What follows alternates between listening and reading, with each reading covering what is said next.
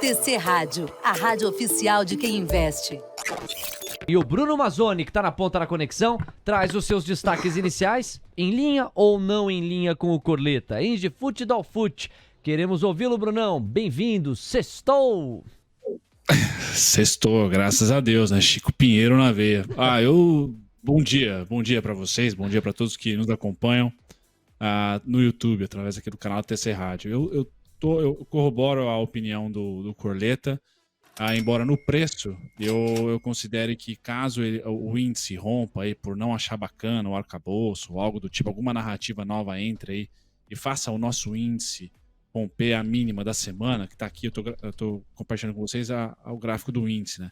No 101.490, eu acho que o índice pode chegar até os 101, 180 sem interferir nesse viés meu positivo, tá? Do 102.915 ao 101, 180, eu acho que ali é um paraíso para os compradores da PEC dos precatórios, tá? Por que eu tô achando isso, pessoal? Porque quando eu olho pro fôlego do mercado, tá? Essa simples reativação aqui do 104, essa subidinha que o índice deu, deixou aqui o market breadth mais folgado. Então ele pode voltar para a região verde, que é onde tende e é onde o mercado faz fundo, tá? Tem feito fundo, como estamos consolidados.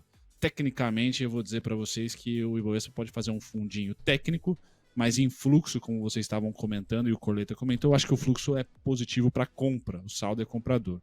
Mas vamos lá, aos pontinhos de hoje em relação à abertura. O índice, com essa abertura queda barra estável, primeira parada 103.790, fraco, pessoal. Acho que o ponto forte acaba ficando aqui no 103.645, forte não total intensidade, a grande intensidade está aqui, 103, 135, 103, 160 e o 102.915. É ali que eu acho que é um baita de um pullback para se aguardar. E como eu falei no começo, a narrativa, né? Caso o índice venha para o 101, 180, eu não sou vendedor, tá? Seria aqui comprador, apesar do rompimento para baixo técnico que o índice faria. Já no dólar, eu acho que o gráfico mais importante que a gente tem que acompanhar o dólar é o gráfico diário, tentando comparar ele com o VIX, tá? Ali a partir dos 5.318, problema para os compradores, não quer dizer que não vá subir, mas tende a fechar o contrato abaixo, tá? Difícil imaginar um contrato acima ali, sempre que permeou pré, durante e pós-eleição acima dos 5.318, 5.399 ali, ele volta com rapidez, com intensidade. Hoje é um dia, depois de ontem ter sido de forte queda, entre aspas, pessoal, a gente deve esperar, e o único grande suporte que eu tenho para o dólar está no 5.208,5 aqui, tá? Mas tem alguns VWAPs para vencer. Quando a gente abre aqui o intraday, quais são os pedágios, tá? Os principais pedágios de queda: 5.236,5, 5.213,5, 5.220, 5.211,5 e aqui o 5.208,5, que é o mais forte. Tá? Então essa é a região que eu acho que o dólar deve, em algum momento hoje, beliscar, se um ou outro, mas permear aqui nessa região. E para cima não, para cima é muito difícil, porque o candle foi tão forte de queda ontem, que eu só vou ter resistência, pessoal, a primeira, né, no 5.287,5, 5.295 e 5.296, Léo. Bruno Mazzoni abrindo os trabalhos com as expectativas de Indifute Dolfute ao vivo para você às 9h10, e nós tivemos mudança. A moeda americana ficou para o 0-0 agora, R$ 5,252. O Indifute caindo 0,40%, 103.960 pontos. E a curva de juros está pedindo uma média de 6 pontos base a mais nos prêmios. Muita expectativa em torno da reunião entre Lula e Haddad. É um bom gancho para que nós passemos pelos principais pontos da agenda neste dia 17 de março. Vamos aos destaques de agenda então. O Leonardo Pinheiro vai encher a tela aqui com cada um dos pontos. Você vai notar que as bandeiras brasileiras predominam, mas também tem bandeira americana. Olha só. Hoje é dia de vencimento de opções sobre ações. Muito importante ficar atento à volatilidade que este fato impõe à Bolsa Brasileira. O vencimento sobre o índice já se foi, quarta-feira. Hoje, vencimento de opções sobre ações. Ponto importante que pode acentuar a volatilidade.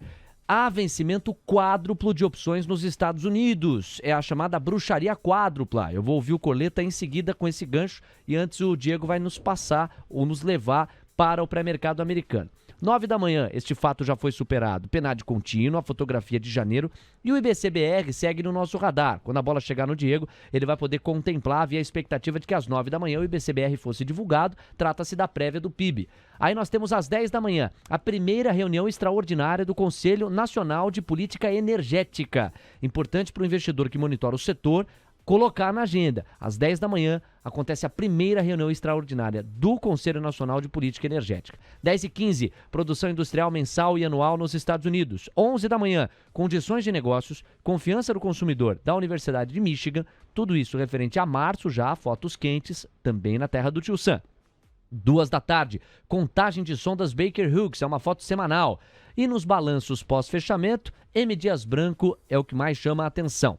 3 horas da tarde, cuide aí da reunião entre o presidente Lula, o ministro Haddad, além de Simone Tebet, Alckmin, também Esther Dweck, tudo isso sobre nova âncora fiscal, a nova regra fiscal que vai ser endereçada. Às 3 da tarde é a previsão do início dessa reunião, mesmo que haja algum atraso, que comece 4h30, não se espera que haja posicionamento oficial com o mercado aberto. Espera-se que a partir das 18 horas nós tenhamos algum respaldo, 17h30, 18h30, 19h, deve ser para o final do dia, se houver pronunciamento oficial ou mesmo quebra-queixo com a imprensa.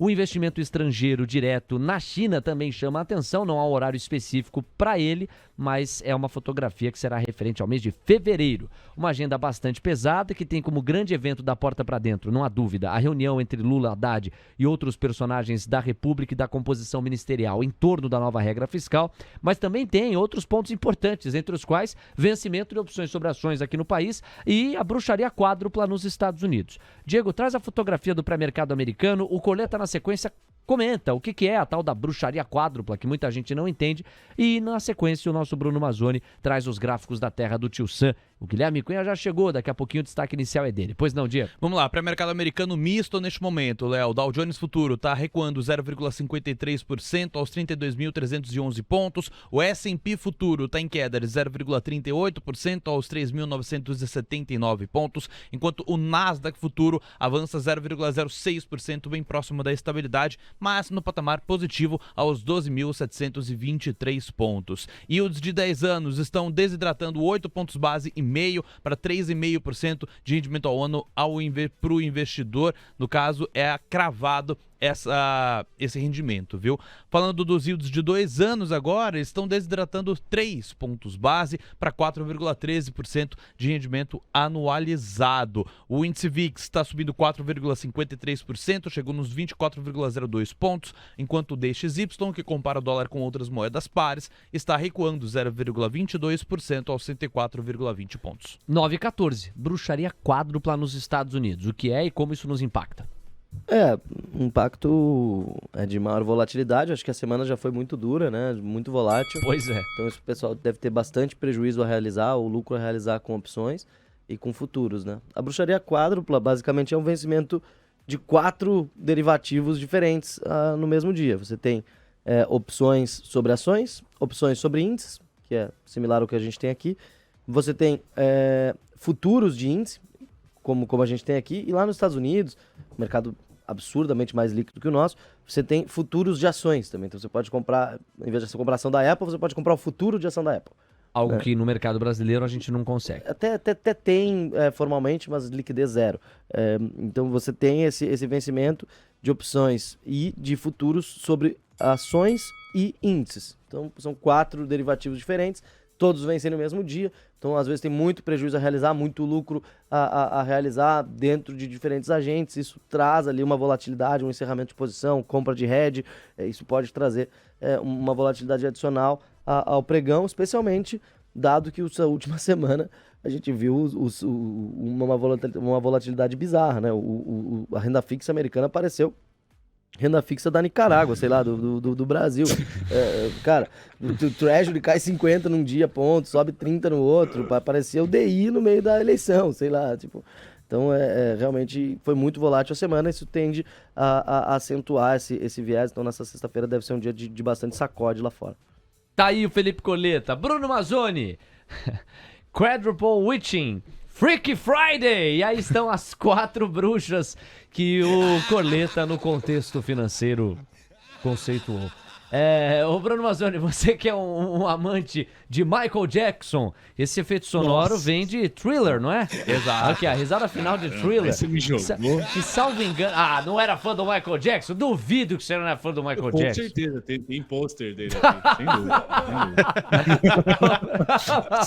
Olha o Michael aí, ó. Porque às 9h17. Essa foi boa.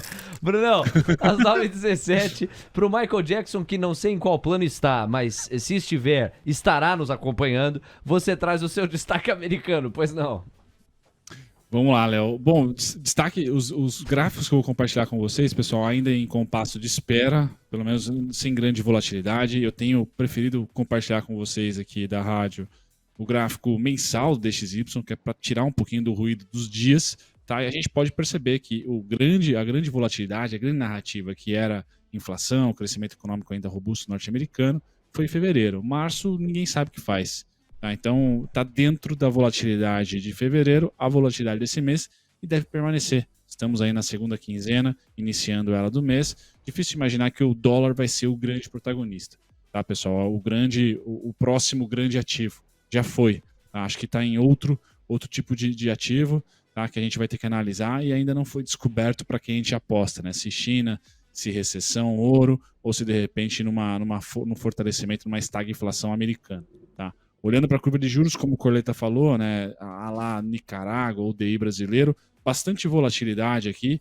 Esse é um gráfico diário, então nós temos aqui grandes candles, que não é normal. Vejam aqui, a gente passou quase 2 meses sem ter candles da magnitude como nos últimos 5, 6, 10 dias, vamos colocar assim. Então é de se esperar que esse mercado também segure as pontas, porque não é natural ter uma tendência tão longeva assim de volatilidade.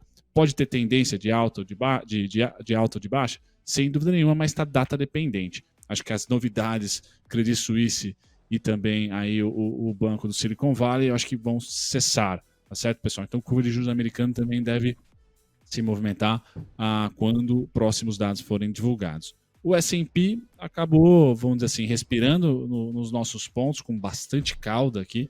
Então, os 3.916, pessoal, 3.924, eu tenho apurado, vamos assim dizer, de gringos falando, tem muito indicador técnico ali. Então, muito fundo quantitativo, tem ordem à vontade ali, nesse momento ainda de compra, nessa média de 200, no VWAP e no suporte, não sei quantos dias. Então, acho que tende a lateralizar, que a gente já imaginava. Então, as condições macro estabilizando com o petróleo mais para queda do que estava, né? Mas o minério de ferro, como o Corleta falou, não cai nem por decreto. Tá? A gente deve ter ali uma sexta-feira, apesar ali de 4 grandes vencimentos, aí, muita volatilidade de se esperar, sem trazer tendência. Tendência fica para a semana que vem. S&P está brigando nos pontos que vocês que acompanham aqui a rádio já estão cansados de saber.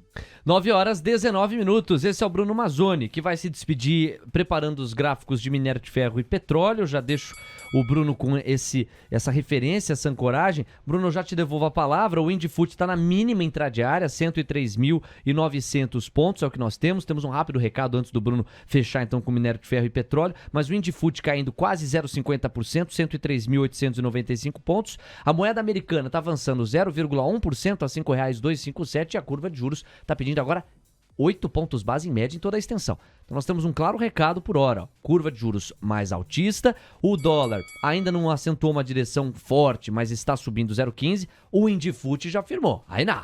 O Indifut já está recuando 0,50%, 103.850 pontos. 9h20. Se liga neste recado que a gente separou para você no momento em que a moeda americana renova a máxima, nos R$ 5,262. Quem disse que imposto de renda para investimentos tem que ser complicado? Com a Sencom, sua declaração fica pronta em apenas 4 passos. Mas fique tranquilo, a facilidade não compromete sua segurança. Com um único cálculo otimizado mais de 10 mil vezes, a Sencom processa qualquer operação da B3 com máxima precisão. Pergunte aos mais de 250 mil investidores que confiam em nós ou veja você mesmo. Clique em Saiba Mais e organize seu imposto de renda com menos de R$1 por dia. Sencom. Simplicidade para você, segurança para os seus investimentos.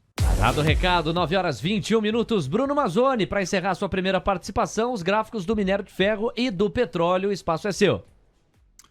Vamos lá, Léo. Trazendo o petróleo para vocês, agora no gráfico diário, né? Tirando um pouquinho do zoom aqui, queda notória. Acredito que ele deve estabilizar nesse fundo, não dos 80, então fui voto vencido aqui de longe, nos $80. Veio para os 71, 72. Eu tenho essa próxima região, 71,11 até os 65,24, 66,25. Pessoal, nenhuma das narrativas que estão sendo formadas ajudam o petróleo, a não ser a China diminuindo ainda mais o compulsório. Talvez ajude aí uma certa... O transitar dos turistas chineses em Paris, por exemplo, pode aí facilitar a vida do petróleo e andar para cima. Mas a narrativa, nenhuma delas, por hora, fortalece esse cara. Me parece que sazonalmente ele vai conseguir ter algum tipo de alta ou de movimento mais para cima em junho e julho, no verão americano. Então tem bastante tempo para esse cara dar o ar da graça. Fui vencido aqui no petróleo, ele deve estabilizar entre 65 e 84 nesse final de mês de março aqui. Então queda barra lateralização para o petróleo, o oposto para o minério de ferro. Alta barra lateralização para o minério de ferro. Então ele não está querendo cair, como o Correia falou, nem por decreto.